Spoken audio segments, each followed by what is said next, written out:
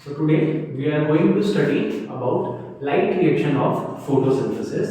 But before that,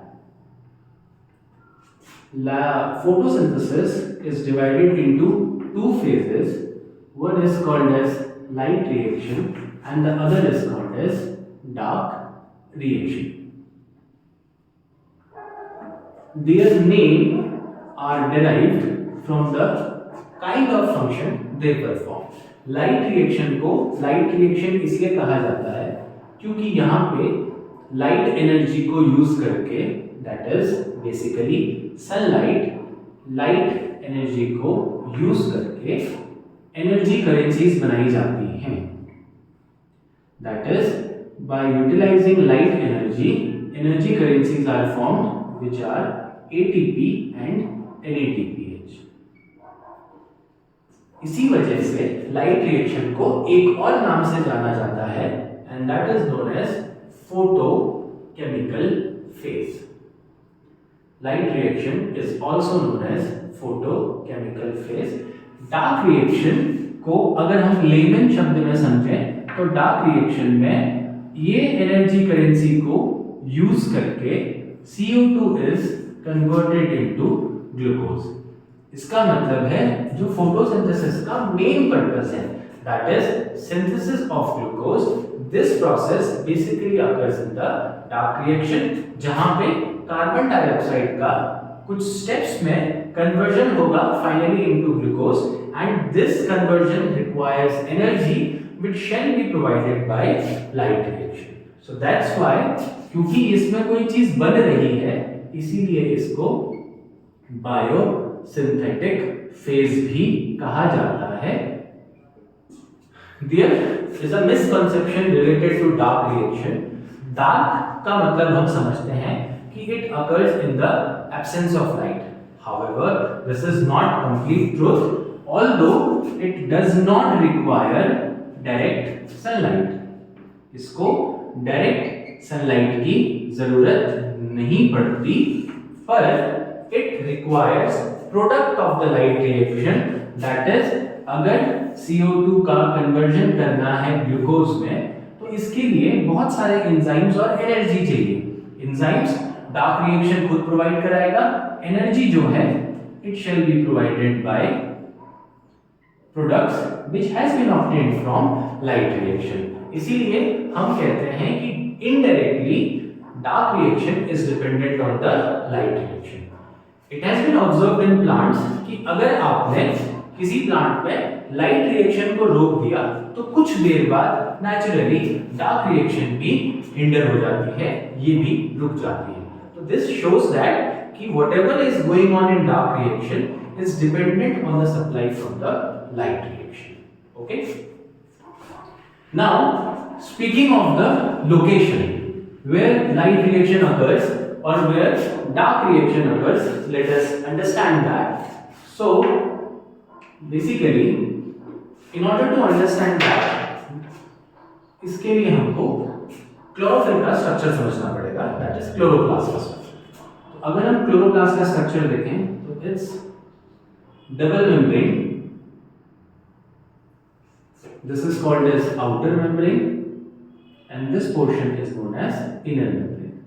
outer membrane जो है वो more permeable होती है, its permeability is basically high, ज़्यादा substances को allow कर देगी अंदर आने के लिए, whereas inner membrane is less permeable. और दोनों ही membrane जो हैं वो smooth होती हैं.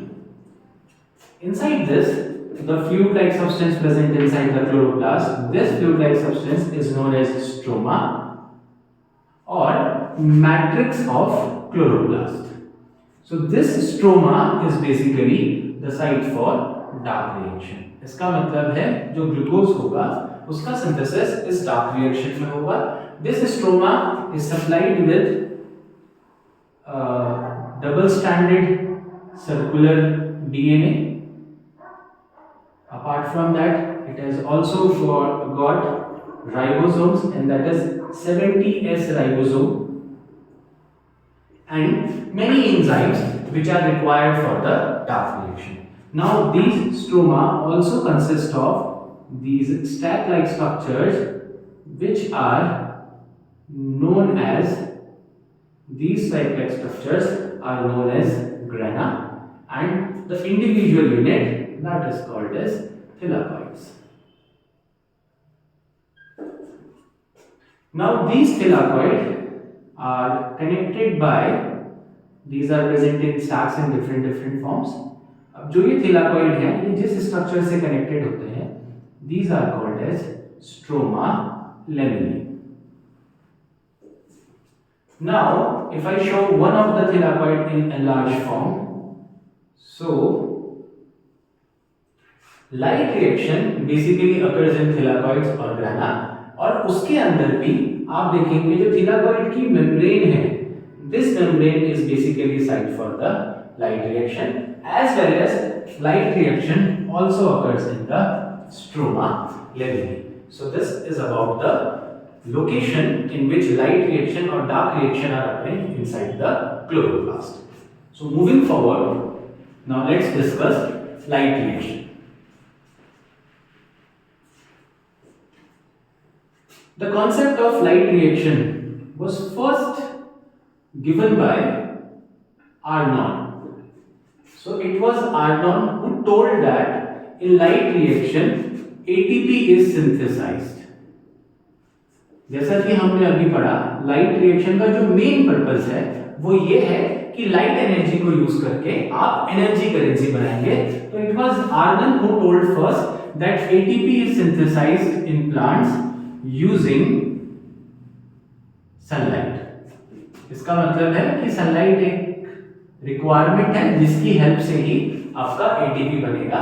इसी वजह से इस फेज को लाइट रिएक्शन कहा जाता है. अब लाइट रिएक्शन होती कैसे है, इसके लिए हमको एक कॉन्सेप्ट पढ़ना पड़ेगा, that is light harvesting complexes. These are basically proteinaceous complexes which are present on the membrane of thylakoid, and they are helpful in trapping sunlight. As the name suggests, light harvesting complex. So their job is they trap sunlight, and utilizing this sunlight they produce the final product, that is ATP and NADPH. So the concept of this light reaction was first given by Emerson. Emerson proposed concept of LHC. Now let us understand what is a light harvesting complex in detail. Every light harvesting complex consists of one reaction center. This reaction center is none other than the chlorophyll A molecule. जब हम plant kingdom पढ़ते हैं तो हम ये कहते हैं कि प्लांट किसी ऐसे ऑर्गेनिज्म को कहा जाता है which must contains chlorophyll A. Apart from chlorophyll B, C, chlorophyll D, chlorophyll E, ये मैंडेटरी है कि अगर कोई ऑर्गेनिज्म प्लांट में कैटेगराइज किया जाता है, it should contain chlorophyll A. इसका रीजन हम यहाँ समझेंगे. This chlorophyll A is basically called as reaction center. इसका मतलब है अभी रिएक्शन सेंटर को हम ऐसे समझ सकते हैं कि ये वो जगह है जहां से फोटोसिंथेसिस का पहला बेसिक स्टेप शुरू होगा. And this reaction centre is supplied by so many molecules,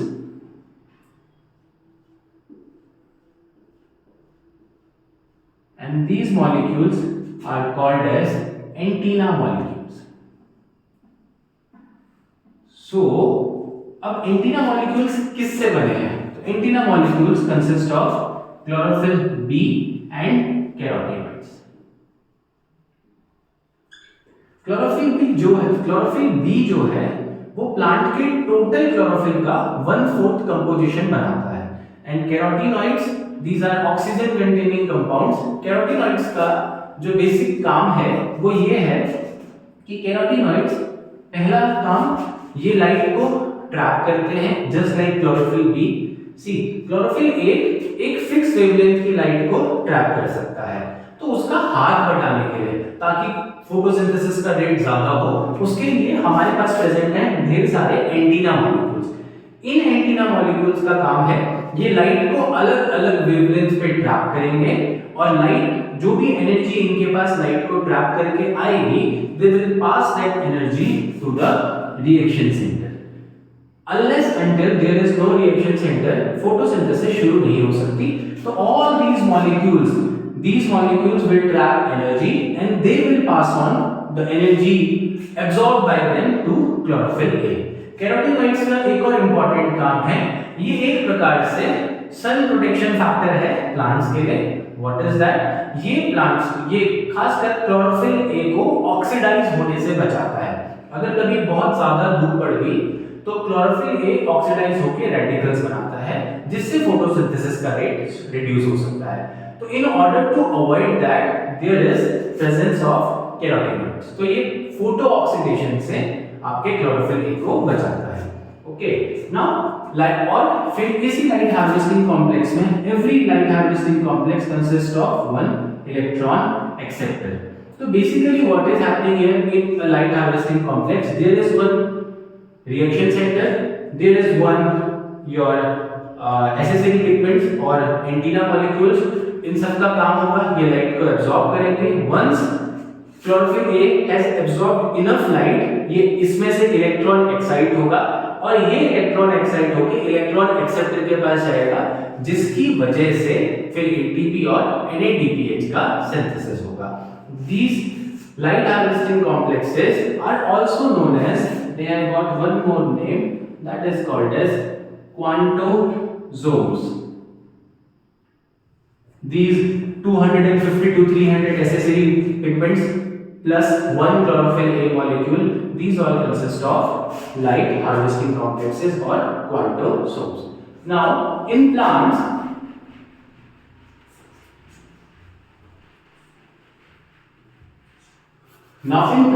there are two type of light harvesting complexes, that is called as photosystem 1 and the other is photosystem 2।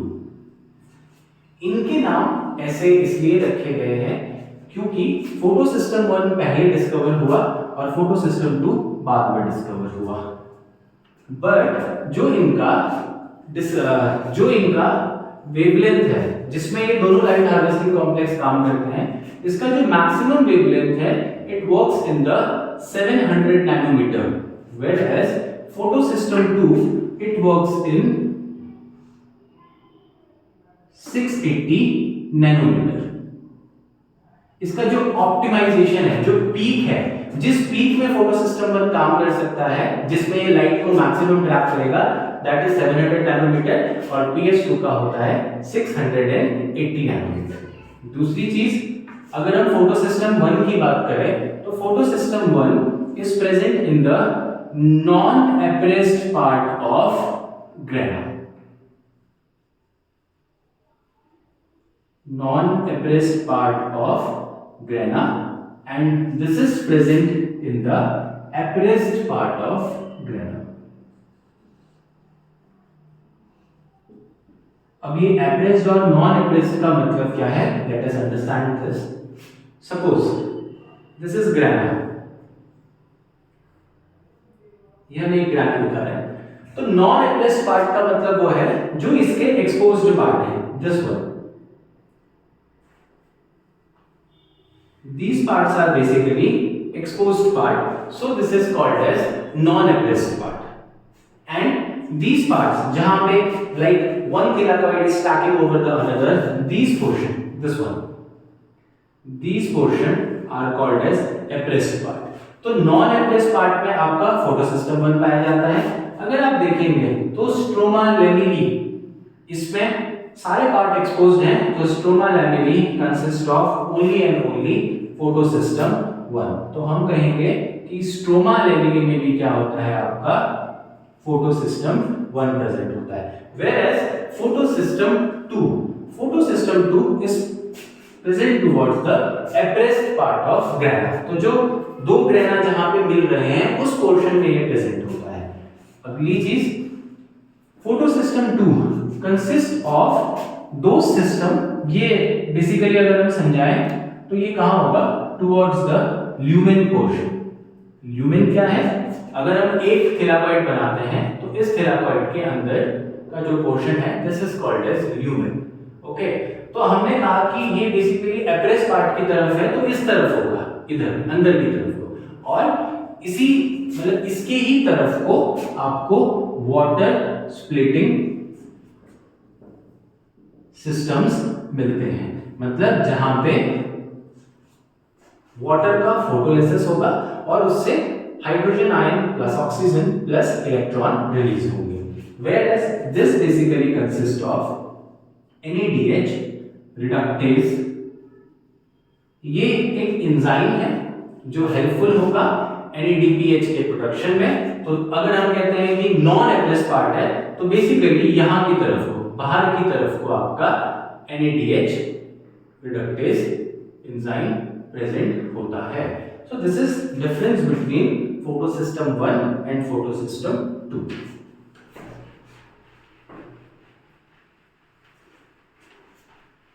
Now let us understand that how these photosystems are helpful in production of energy molecules, that is ATP and NADPH. So let's understand. So basically energy is produced by two methods. We will discuss the first one by which ATP and NADPH are formed. The first method of forming ATP is called as non-cyclic phosphorylation।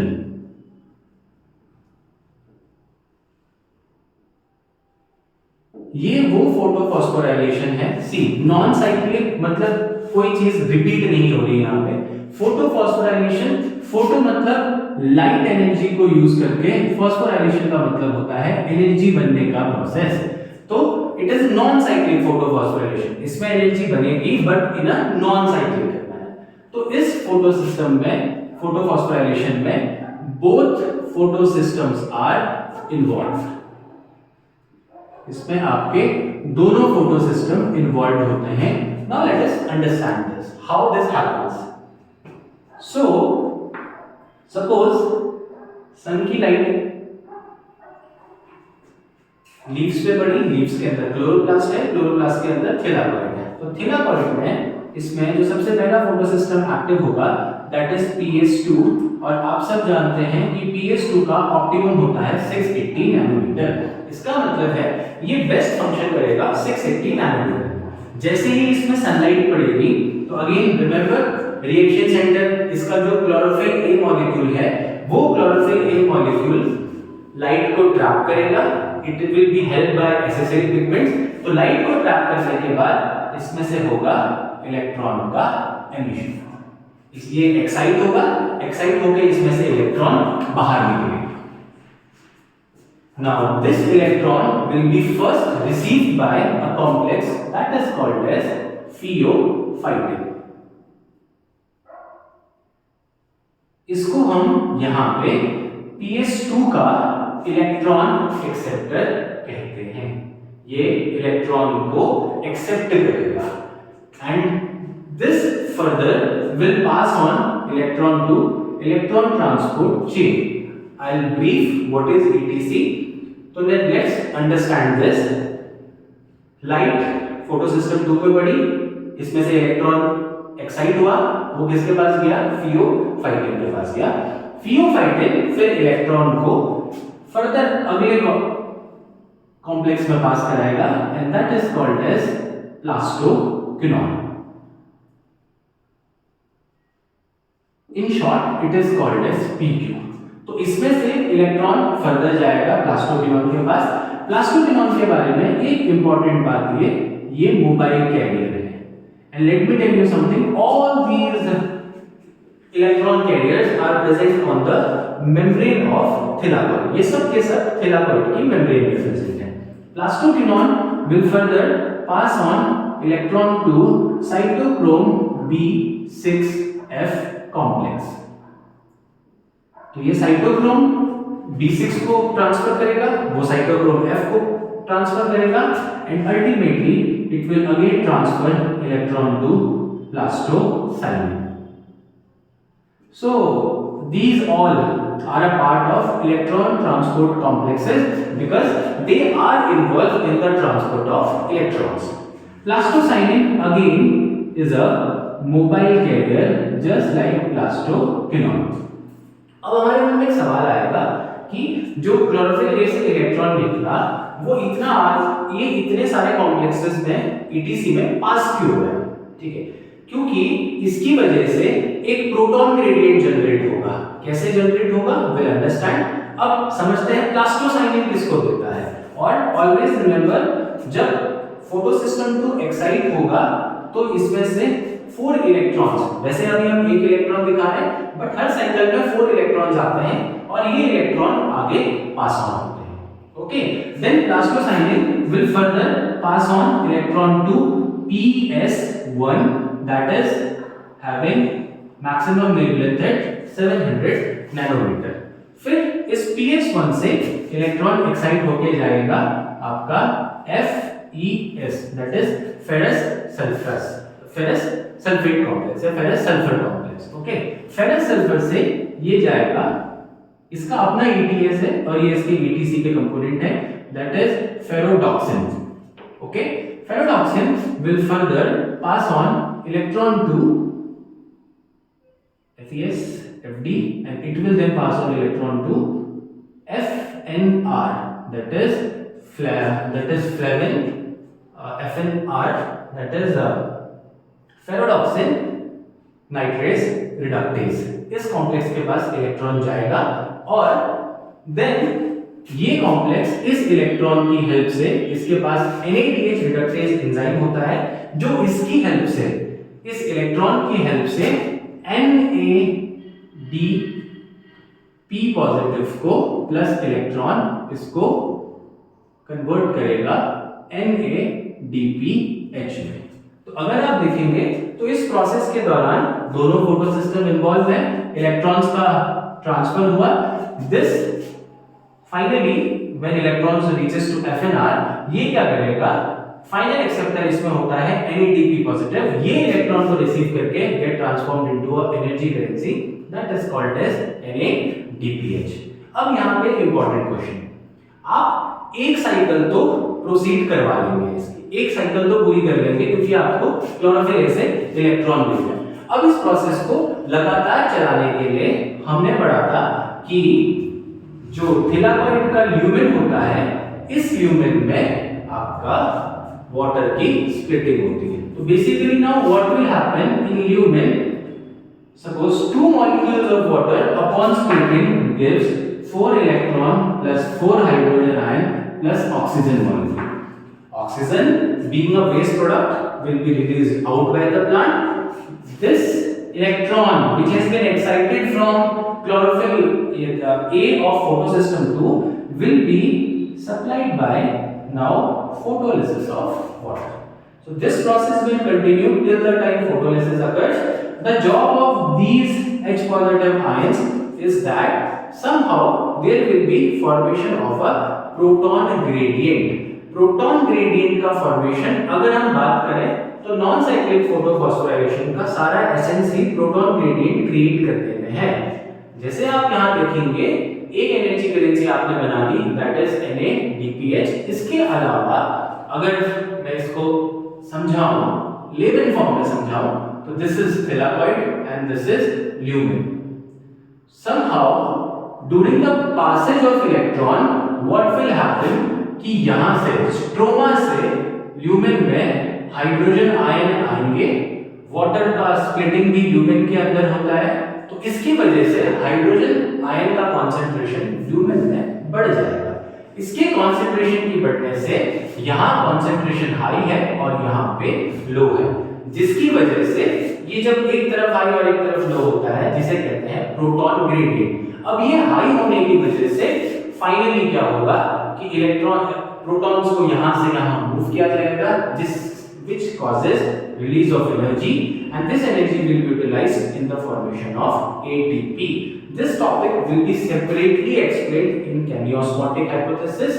अब यहां से 4 electron निकले हैं तो 4 electrons के movement की वजह से, लेट्स से हमने कहा कि वाटर की स्प्लिटिंग से 4H पॉजिटिव आयन बनते हैं, तो using this 4H positive ion, 2 molecules of NADPH are formed, 3 molecules of ATP are formed, 1 molecule of oxygen is formed, and this entire process requires splitting of 2 H2O molecule.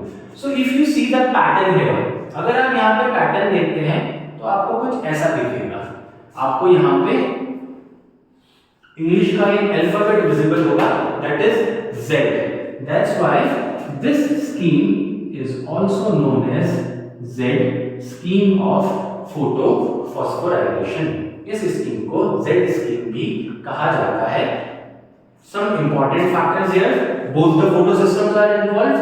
Second, here both ATP as well as NADPH is formed, okay, and this involves what? The most important thing, this involves photolysis of water. So this is all about non-cyclic photophosphorylation. One important fact, why it is called as non-cyclic photophosphorylation? It is because जो electron यहां से निकला वो electron वापस इसके पास ना आके NADP इसको एक्सेप्ट करता है और गेट कन्वर्ट्स इनटू NADPH। तो जो electron chlorophyll A of photosystem 2 से एक्साइट हुआ वो उसके पास वापस नहीं आता, इसलिए इसे हम कहते हैं non cyclic photophosphorylation. So that is all for today, thank you.